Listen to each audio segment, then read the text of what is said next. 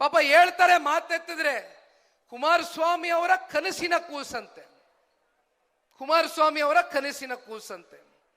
ಇವತ್ತು ತಮ್ಮಗಳ ಮುಂದೆ ನಾನು ಹೇಳಲಿಕ್ಕೆ ಬಯಸ್ತೇನೆ, ನಮ್ಮ ರೈತಾಪಿ ವರ್ಗ ಇಲ್ಲಿ ಕೂತಿದ್ದೀರಿ.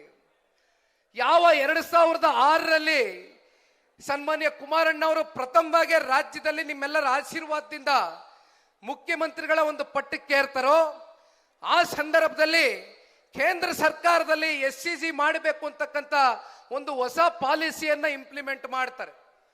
ಆಗ ಬೆಂಗಳೂರು ನಗರದಲ್ಲಿ ಸಾಕಷ್ಟು ಜನಗಳ ಒಂದು ಒತ್ತಡ ಆಗ್ತದೆ. ಮುಂದಿನ ದಿನಗಳಲ್ಲಿ ಇಂಟಿಗ್ರೇಟೆಡ್ ಟೌನ್ಶಿಪ್ಗಳು ಆಗಬೇಕು ಹಲವಾರು ಭಾಗದಲ್ಲಿ ಅಂತಕ್ಕಂಥದ್ದು. ಅದು ಸೋಲೂರು ಇರ್ಬೋದು, ನಂದಗುಡಿ ಇರ್ಬೋದು, ನಮ್ಮ ರಾಮನಗರ ಇರ್ಬೋದು, ಬಿಡದಿ ಇರ್ಬೋದು, ಅನೇಕ ಭಾಗದಲ್ಲಿ ಇವೆಲ್ಲ ಚರ್ಚೆಗೆ ಬಂದಾಗ, ಚರ್ಚೆ ಮುನ್ನೆಲೆಗೆ ಬಂದಾಗ ಕುಮಾರಣ್ಣ ಅವರು ಕೇವಲ ಇದನ್ನ ಒಂದು ಪರಿಕಲ್ಪನೆ ಮತ್ತೆ ಪ್ರಸ್ತಾವನೆಯನ್ನ ಮಾತ್ರ ಇಡ್ತಾರೆ. ದಯವಿಟ್ಟು ನೀವು ಇದನ್ನ ಮನಸ್ಸಿಗೆ ಇಟ್ಕೊಳ್ಬೇಕು.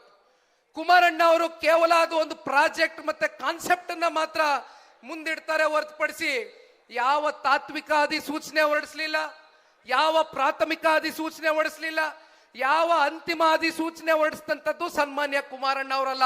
ಬದಲಾಗಿ 3 ಸತತವಾದಂತ ರೈತರ ಜೊತೆಯಲ್ಲಿ ಸಭೆ ಏನಾಗುತ್ತೆ, ಕೃಷ್ಣ ಕಚೇರಿಯ 3ನೇ ಸಭೆಯಲ್ಲಿ ಸನ್ಮಾನ್ಯ ಕುಮಾರಣ್ಣ ಅವರಿಗೆ ಒಂದು ರೈತ ಮಹಿಳೆ ಯಾವ ಕಾರಣಕ್ಕೂ ಕೂಡ ಇಲ್ಲಿ ಯಾವುದೇ ಯೋಜನೆಗಳು ಆಗ್ತಕ್ಕಂಥ ಅಗತ್ಯತೆ ಇಲ್ಲ. ಮಾನ್ಯ ಕುಮಾರಣ್ಣ ಅವರೇ, ದಯವಿಟ್ಟು ಹೇಗಿದೆಯೋ ನಮ್ಮನ್ನ ಹಾಗೆ ಬದುಕಕ್ಕೆ ಬಿಟ್ಟುಬಿಡಿ.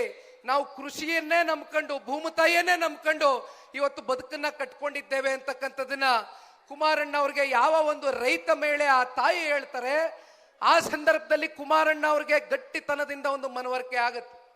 ಯಾವ ಕಾರಣಕ್ಕೂ ಕೂಡ ನಾನು ಈ ಯೋಜನೆಯನ್ನ ಮಾಡ್ತಕ್ಕಂಥ ಪ್ರಶ್ನೆ ಇಲ್ಲ ಅನ್ನುವಂಥದ್ದನ್ನ ಆಗಸ್ಟ್ 1ನೇ ತಾರೀಕು 2007 ಇದೇ ನಮ್ಮ ಸದನದಲ್ಲಿ ವಿಧಾನಸೌಧದ ಕಲಾಪದಲ್ಲಿ ಮುಖ್ಯಮಂತ್ರಿಗಳು, ಅಂದಿನ ಮುಖ್ಯಮಂತ್ರಿಗಳು ಕುಮಾರಣ್ಣ ಅವರು ಕೊಟ್ಟಿರತಕ್ಕಂಥ ಹೇಳಿಕೆ, ಯಾವುದೇ ಕಾರಣಕ್ಕೂ ಕೂಡ ಒತ್ತಾಯ ಪೂರ್ವಕವಾಗಿ ಒಕ್ಲೆಪ್ಸಿ ರೈತರನ್ನ ಭೂಮಿ ಕಸ್ಕೊಳ್ತಕ್ಕಂಥದ್ದಾಗ್ಲಿ, ಭೂ ಸ್ವಾಧೀನ ಮಾಡ್ತಕ್ಕಂಥದ್ದಾಗ್ಲಿ ಪ್ರಶ್ನೆಯೇ ಇಲ್ಲ. ನಾನು ಇಲ್ಲಿಂದ ಇಲ್ಲಿಗೆ ಈ ಯೋಜನೆಯನ್ನ ಕೈ ಬಿಡ್ತಾ ಇದ್ದೇನೆ ಅಂತಕ್ಕಂಥದ್ದನ್ನ ಸನ್ಮಾನ್ಯ ಕುಮಾರಣ್ಣ ಅವರು ಹೇಳಿದಂಥದ್ದು ಸದನದ ಒಳಗಡೆ ಮಾತನಾಡಿರ್ತಕ್ಕಂಥ ಕಡತಗಳಲ್ಲಿ ಇವತ್ತಿಗೂ ಕೂಡ ಇದೆ.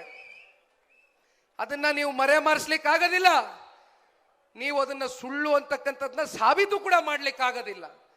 ಅದರ ನಂತರ ಭಾರತೀಯ ಜನತಾ ಪಾರ್ಟಿ ಅಧಿಕಾರದಲ್ಲಿತ್ತು, ನಮ್ಮ ಮಿತ್ರ ಪಕ್ಷ.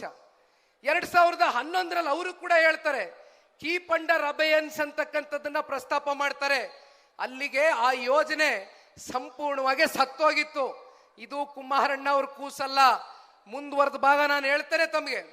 ಇವತ್ತು 2023ರ ಆ ಒಂದು ವರ್ಷದಲ್ಲಿ ಆದಂತ ತೀರ್ಮಾನ, ಅಂಡರ್ ದ ಕೂಡ ಆಕ್ಟ್ ಅಲ್ಲಿ GBDA ರಚನೆ ಮಾಡ್ತಾರೆ, ಒಂದು ಹೊಸ ಪ್ರಾಧಿಕಾರ ಸೃಷ್ಟಿ ಮಾಡ್ತಾರೆ. ಅಂದ್ರೆ ಈ ಯೋಜನೆಯ ಒಂದು ಮೂಲಕ, ಆ ಪ್ರಾಧಿಕಾರದ ಮೂಲಕ ಭೂ ಸ್ವಾಧೀನವನ್ನ ಮಾಡ್ತಕ್ಕಂಥದಕ್ಕೆ GBDA ಅಂದ್ರೆ ಗ್ರೇಟರ್ ಬೆಂಗಳೂರು ಡೆವಲಪ್ಮೆಂಟ್ ಅಥಾರಿಟಿಯನ್ನ 2023 ಅಂಡರ್ ಕೂಡ ಆಕ್ಟ್ ನ ಮಾಡ್ತಕ್ಕಂಥದ್ದು ಇದೇ ರಾಜ್ಯ ಸರ್ಕಾರ. ಅಂದ್ರೆ ನಾವು ನೀವೆಲ್ಲರೂ ಅರ್ಥ ಮಾಡ್ಕೊಳ್ಬೇಕಾಗಿರ್ತಕ್ಕಂಥದ್ದು, ಇದು ಕುಮಾರಣ್ಣ ಅವರ ಯೋಜನೆ ಅಲ್ಲ.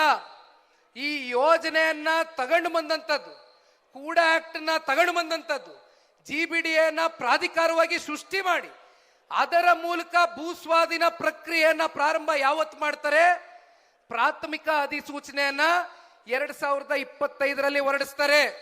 ಪ್ರಾಥಮಿಕವಾಗಿ ಅಧಿಸೂಚನೆ ಮಾಡ್ತಾರೆ, ಪ್ರಿಲಿಮಿನರಿ ನೋಟಿಫಿಕೇಶನ್. ಅದಾದ ನಂತರ ಮಾನ್ಯ ಮುಖ್ಯಮಂತ್ರಿಗಳು ಪಾಪ ಹೇಳ್ತಾರೆ, ಅದು ನಾನು ಮುಂದಕ್ಕೆ ಹೋಗ್ತಾ ಹೇಳ್ತೇನೆ. ಅಂತಿಮ ಅಧಿಸೂಚನೆಯನ್ನು ಕೂಡ ನಿಮಗೆ ಗೊತ್ತಿದೆ, 5,500 ಎಕರೆಯಷ್ಟು 7 ಗ್ರಾಮಗಳ ಅಂತಿಮ ಅಧಿಸೂಚನೆಯನ್ನ ಹೊರಡಿಸ್ತಾರೆ. ಯಾವ 2ನೇ ಅಂತಿಮ ಅಧಿಸೂಚನೆಯನ್ನ ಹೊರಡಿಸ್ತಾರೆ ಮಾನ್ಯ ಮುಖ್ಯಮಂತ್ರಿಗಳು, ಆಗ ಒಂದು ವಿಚಾರವನ್ನ ಮುಂದಿಡ್ತಾರೆ.